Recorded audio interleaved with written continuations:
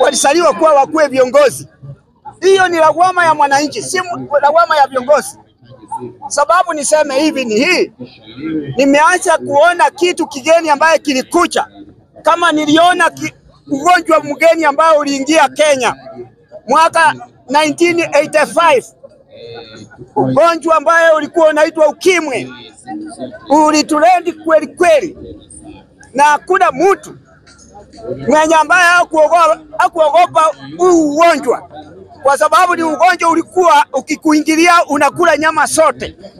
Hiyo ni ugonjwa niliona, na nikakuja nikaona ugonjwa wakati wa corona, ugonjwa wa corona nao pia ukaogopesa, mpaka watu wa Ulanzi walitupa pesa, wale walikuwa na pesa mingi.